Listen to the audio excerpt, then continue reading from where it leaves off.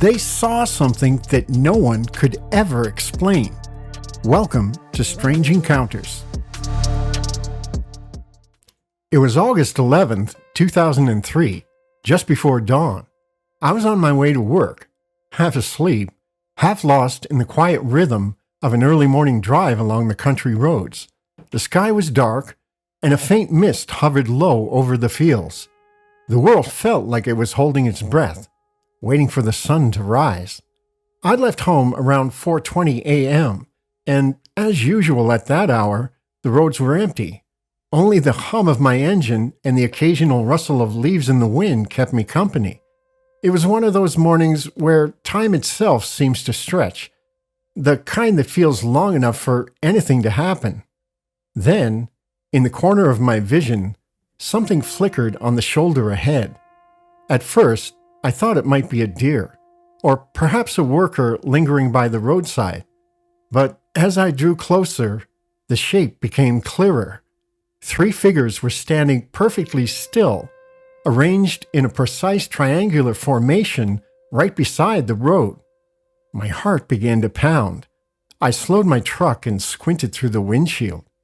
At that hour, on that deserted stretch, you expect only ordinary silhouettes. But these figures, these were dressed in what looked like astronaut-like suits, with helmets that reflected the faint light of the pre-dawn. Their posture was too rigid, too deliberate to be human. Curiosity warred with fear. I pulled up alongside them, trying to make sense of what I was seeing. The closest one, at the point of the triangle, raised an arm, almost like a greeting. No words, no sound, just that gesture. And yet, something told me to stop. Something deep and unexplainable. Even though I heard nothing, I felt it.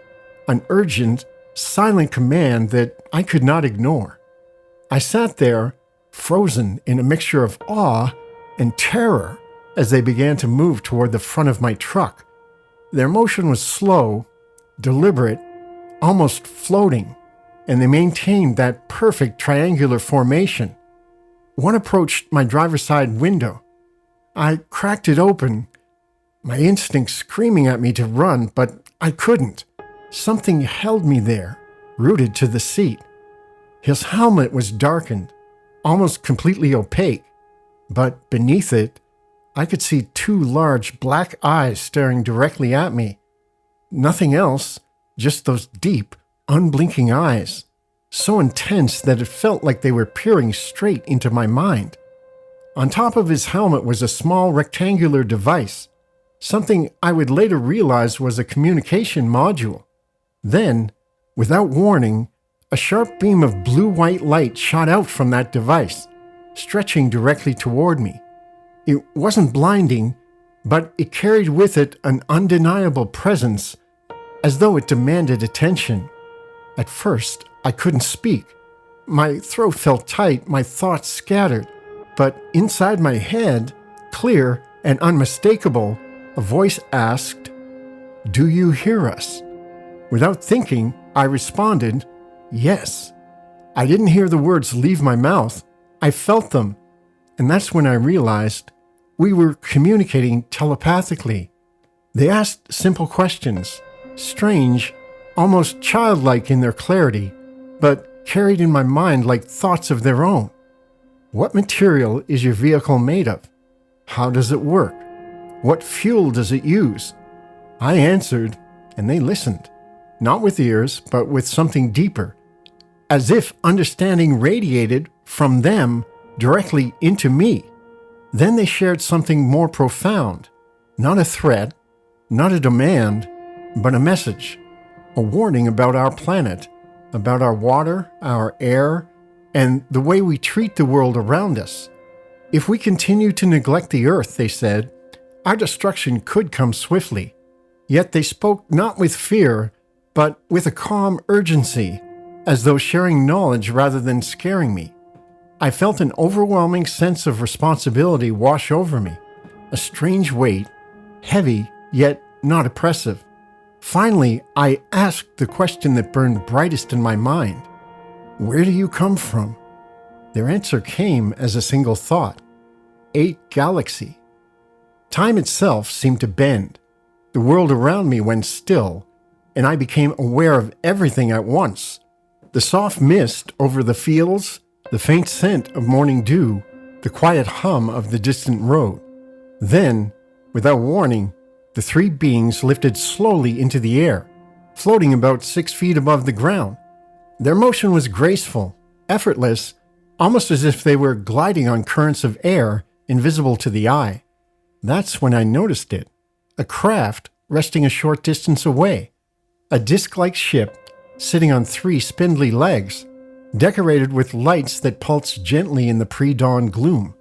From its underside, a beam of light reached down, and one by one it lifted the 3 figures upward into the belly of the craft. As they vanished, a thin fog swirled around the base of the ship, curling like smoke in slow motion.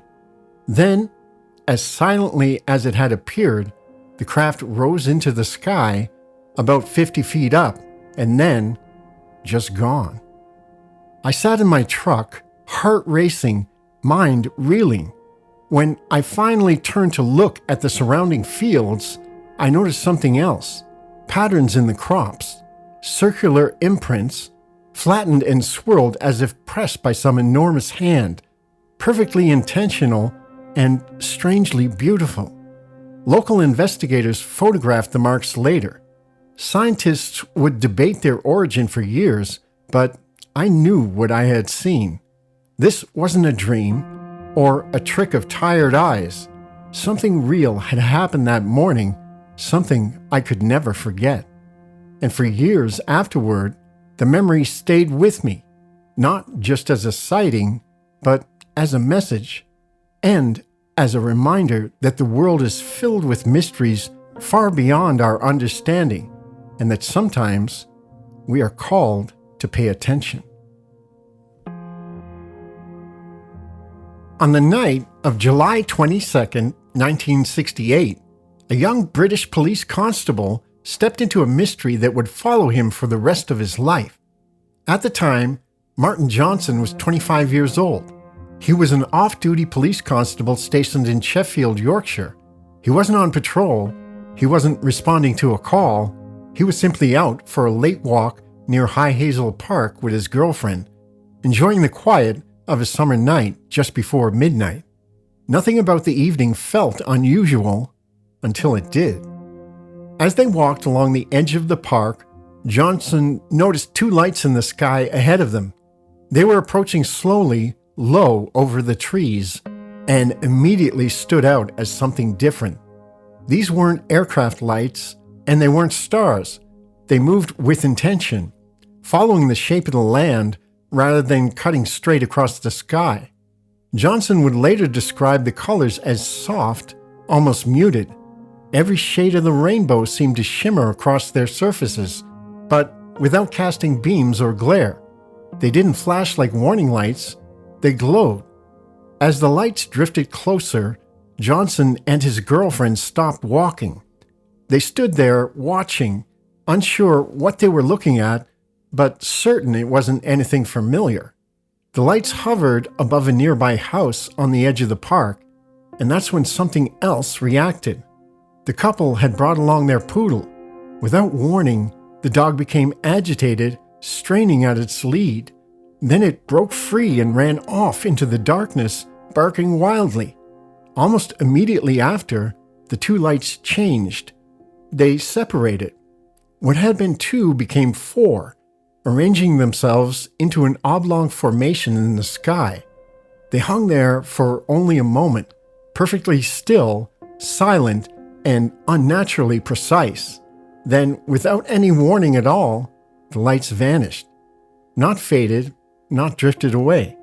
They were simply gone, accelerating at an incredible speed along the railway line toward Rotherham, disappearing from view in seconds. Johnson was left standing in silence, trying to make sense of what he had just seen. He knew what aircraft looked like. He knew helicopters. He knew flares and reflections and misidentifications. As a police officer, he was trained to observe carefully and report accurately, and he knew this was none of those things. By morning, the experience had already taken a turn he hadn't expected. Just a few hours after the sighting, Johnson was woken by his landlady and told to report immediately to Sheffield Police Headquarters. No explanation was given, only that a senior officer wanted to see him. When Johnson arrived at headquarters, he was escorted into the superintendent's office. As he stepped inside, he noticed two men seated to his left. They stood out immediately.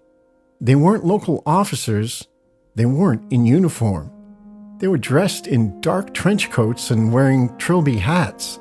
Exactly, Johnson would later say, like the spies you'd see on television at that time. He was told they were members of a government investigation department from London. They wanted to talk about what he had seen. The interview itself, according to Johnson, was calm and oddly relaxed. There were no threats, no raised voices, no pressure. The men asked detailed questions about the lights, about the location, and whether anyone else might have seen them. They also asked about Johnson himself. Did he read books about space travel? Had he ever taken an interest in science fiction? Had he discussed the sighting with anyone else? Again and again, they suggested ordinary explanations. An aircraft, possibly a helicopter, something experimental. Johnson listened and politely disagreed. He knew what he had seen, and none of their explanations matched the behavior of the lights that night. As the interview came to an end, the tone shifted. Johnson was reminded that he was a police officer, that he was under oath, and that he was expected to keep what he knew to himself. He was told to remain silent about the interview for 25 years. The secrecy confused him. His sighting had already appeared in the local press. People were talking. The story was out. So, before the two men prepared to return to London, Johnson asked them one final question. He asked them what they believed he had seen. The two men looked at each other. Then one of them smiled. What he said next would stay with Johnson for the rest of his life. He told him that what he had seen was an unidentified flying object, a UFO. Some people, he said, called them spaceships. And if the people of the world knew how many genuine sightings there were like this, there would be total panic. And with that, they left. Years later, when Ministry of Defense files were released to the public, a single-page report surfaced documenting Johnson's sighting. The form was brief, clinical, stripped of emotion. In the explanation column, just one word appeared: aircraft. The file noted that Johnson's report had been referred to a department known as DI-55, a branch of defense intelligence tasked with investigating matters the standard UFO desk was not meant to know about. There was no surviving record of the interview, no transcript, no memo, no names. Just the testimony of a young police constable who never sought fame, never changed his story, and never exaggerated what he experienced.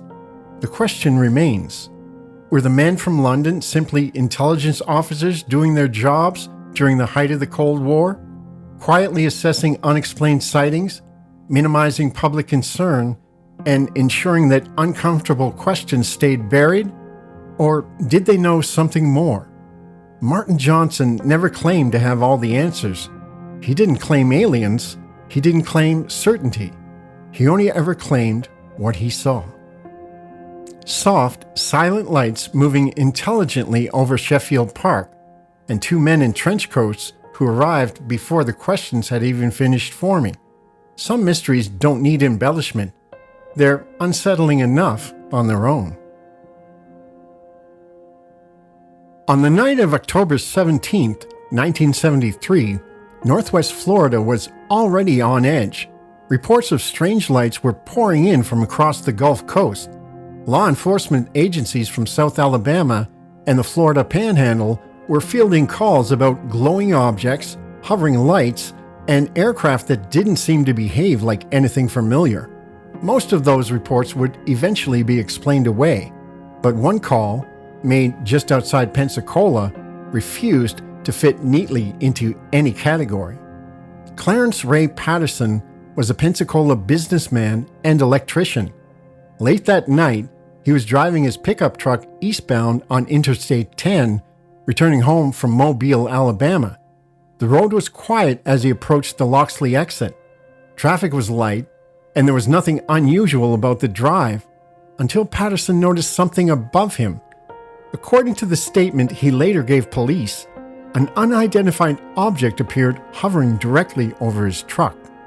Patterson described it as a spaceship suspended in the air above the highway. Before he could react, the object descended, and his pickup truck was lifted off the roadway. Patterson said the vehicle was pulled upward and taken inside the craft itself. What happened next would place his account among the most unsettling reports of the 1973 UFO wave. Patterson told police that once inside the object, he was removed from his truck by approximately 6 beings. The newspaper noted that their description was vague, but consistent with other reports circulating at the time. The creatures were described as short, with claw-like arms. Patterson said he was subjected to some form of examination that lasted roughly 30 minutes. During this time, he believed the beings were able to read his thoughts. There was no spoken language that he could recall, yet he felt as though communication was happening directly in his mind. He did not report physical pain, but the experience left him frightened and disoriented. According to his account, while he was being examined, the craft traveled a considerable distance. Patterson estimated that during those 30 minutes, he was transported from the area near Loxley, Alabama, back toward Escambia County, Florida. When the experience ended, he said he was released unharmed on State Road 297, just outside Pensacola. From there, Patterson drove directly into the city and contacted police. The officer who took the report was Pensacola Police Sergeant Lucien Mitchell. Mitchell later stated that Patterson was extremely nervous during the interview. He became emotional and began to cry. Patterson reportedly told Mitchell that he believed the officer thought he was some kind of nut and that he would refuse to ever tell the story again if he wasn't taken seriously. Mitchell noted that from the beginning of the interview, Patterson expressed certainty that no one would believe him. Despite this, he answered questions and allowed a formal report to be filed. Sergeant Mitchell also made a point of stating that Patterson was not under the influence of drugs or alcohol at the time of the report. In fact, this statement became historically significant.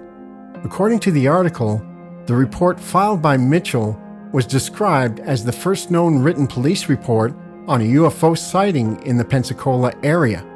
That night, police departments and sheriff's offices across the region were already dealing with a flood of UFO-related calls. Many of them, investigators believed, had conventional explanations. In northern Santa Rosa County near Jay, several residents reported a low-flying object that was later identified as a weather research balloon. At Elgin Air Force Base, officials reissued advisories explaining that ongoing tests could temporarily discolor the atmosphere and appear as strange lights in the sky.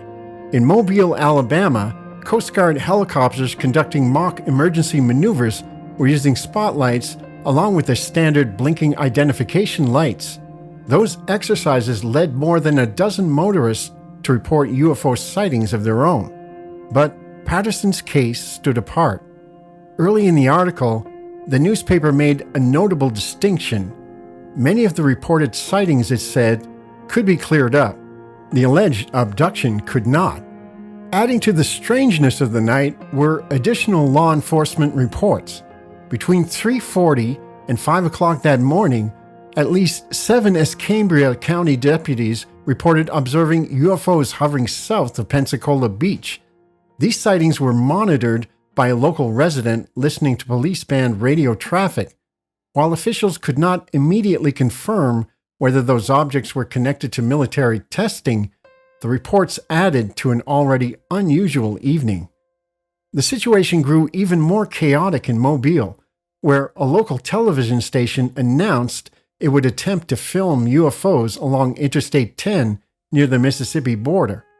Acting on advice from an alleged psychic, the station drew the attention of more than 1,000 motorists who followed the news crews in hopes of witnessing something extraordinary. The result was a massive traffic jam, compounding the confusion of a night already filled with unexplained reports. Through all of this noise, Clarence Ray Patterson quietly faded from public view. After giving his statement, he made it clear he had no desire to relive the experience or convince anyone what he claimed had happened. He had been released unharmed, but visibly shaken, and deeply aware of how his story would be received. More than 50 years later, the Patterson abduction remains a lesser-known chapter of the 1973 UFO wave. It lacks the notoriety of other cases from that period, yet it stands out for a simple reason. On a night filled with balloons, helicopters, military tests, and media hysteria, law enforcement officers documented one report they could not explain away. Whether Clarence Patterson experienced something extraordinary, misunderstood something terrifying, or lived through an event that defies easy explanation, his account survives in black and white. Not as a rumor, not as a legend, but as a police report filed by a nervous man on a strange night when the skies over the Gulf Coast refused to behave as expected. On the evening of September 27, 1989, as day gave way to dusk in southern Russia, something stirred in the sky over the industrial city of Voronezh, an event that would ripple far beyond its quiet parks and factory districts. What began as a simple gathering of kids playing after school quickly turned into one of the most peculiar and controversial UFO reports of the late 20th century. Around 6:30 p.m., in a grassy area known locally as South Park, a group of school children were kicking a soccer ball and chatting as everyday life unfolded. Then, without warning, a strange pinkish glow appeared high above them. At first, it was just a light. Unusual, perhaps, but not alarming. But as minutes passed, the glow deepened to a glowing dark red sphere, suddenly visible against the twilight sky. The object hovered silently, roughly 10 meters across, its crimson hue pulsing against the gathering night. Witnesses said it didn't move like any known aircraft, but rather drifted slowly, almost observing the world below. Some onlookers noticed the grass directly beneath it seemed strange, as if the blades were pressed down or moved by some unseen force. Then, in a moment that would become central to the story, the sphere vanished, fading into the darkening sky, leaving the children and nearby adults puzzled. A few minutes later, it reappeared and descended again, this time lower, so low that those watching could see without difficulty that the object was not a balloon or distant aircraft. It was something else entirely. And then it landed. Slowly and with eerie silence, the sphere touched the earth near a poplar tree, bending the tree slightly when one of its lower edges brushed the branches. What unfolded next would catapult this evening from ordinary to extraordinary. A hatch opened on the side of the craft, and out stepped a being unlike anything the witnesses had ever seen. Towering at an estimated 3 to 4 meters tall, the figure wore a shiny metallic suit with bronze-colored boots, and most striking of all, had 3 glowing eyes, the central one fixed forward like a scanning sensor. Not alone, it seemed. Other figures, described variously as smaller humanoids, or robotic companions emerged around it, moving stiffly and mechanically as if unfamiliar with flexible gait.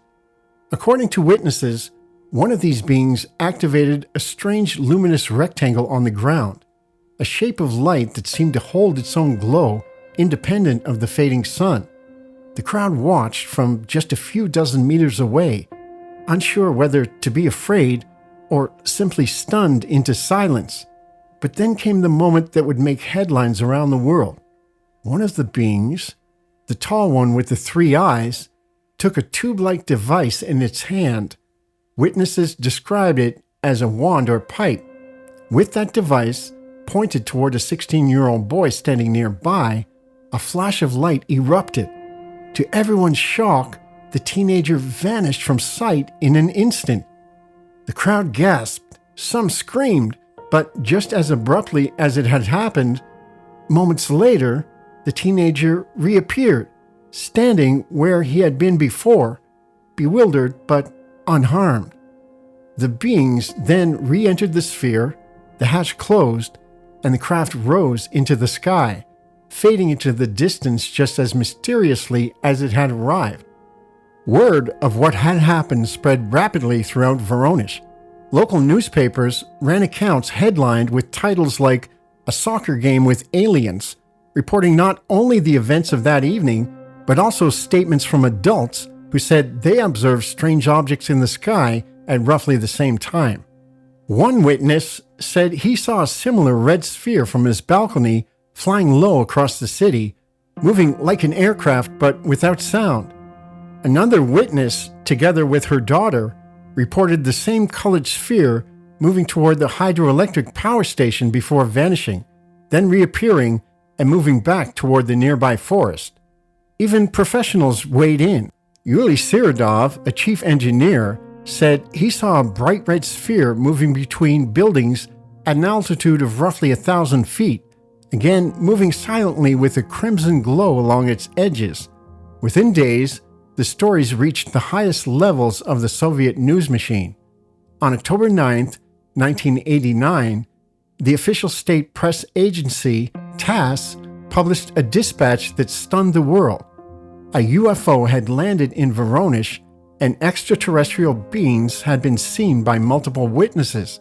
The article quoted unnamed scientists who claimed to have confirmed a landing site, a roughly 20-meter circle of disturbed ground, with shallow depressions that suggested landing gear impressions. Dr. Genrik Silanov, head of the Voronezh Geophysical Laboratory, was cited as saying investigators used a technique called biolocation, a method akin to dowsing, to identify the spots where the object had touched down. Silanov's team reported finding unusual soil marks and 2 odd rocks, initially described as not originating on Earth. But not all scientists nor observers took the TASS story at face value. A follow-up Associated Press report quoted Silanov himself as cautioning that he had been misquoted and that not all of the published details reflected the lab's finding. He urged readers not to accept the initial report as literal truth, pointing out that some elements may have been exaggerated in translation. Skeptics noted that magnetic field tests and radiation measurements taken at the supposed landing site did not yield conclusive results, and critics questioned the validity of biolocation as a scientific method. Independent radiometric and spectrochemical analysis reportedly found no anomalies in vegetation, soil, or other materials that would definitively indicate an extraterrestrial landing. One TASS journalist, the correspondent who wrote the original report, later admitted he had not seen the landing himself and that his account was based primarily on interviews with a group of schoolchildren aged 12 and 13. When asked directly, he said he had spoken to about 10 youngsters as his sources. Context matters in understanding how this story emerged. By 1989, the Soviet Union was in the midst of glasnost, a political policy promoting openness and free expression. Stories once suppressed by state censors were now making it into print. UFO sightings, formerly relegated to fringe newspapers, were suddenly appearing in mainstream newspaper columns and even on national news broadcasts, a significant shift for a society that had once tightly controlled all media narratives. This new freedom of the press meant that extraordinary claims, even those that might once have been dismissed, were being aired openly, inviting both fascination and skepticism. International media picked up the Voronezh report with equal parts shock and doubt, and UFO researchers around the world added the case to their catalogs of high strangeness encounters. To this day, the Voronezh UFO incident remains one of the most compelling and controversial UFO reports on record. Whether it was a genuine encounter with something unexplainable, a case of collective misperception, or a blending of youthful exuberance and media enthusiasm, the citizens of Voronezh that September evening saw something they could not easily explain. In the end, the question lingers. Was this event evidence of contact beyond our world, or simply a moment when human imagination and unusual atmospheric phenomena intersected in a remarkable way? The answer depends on who you ask, but the story, with all its strange lights and unexplainable beings, lives on as one of the most extraordinary tales ever reported from the closing years of the Cold War. If you enjoyed this episode, please like, subscribe, and share it with someone who loves a good mystery. Leave a comment with what you think really happened. And until next time, stay curious, stay safe, and keep looking up.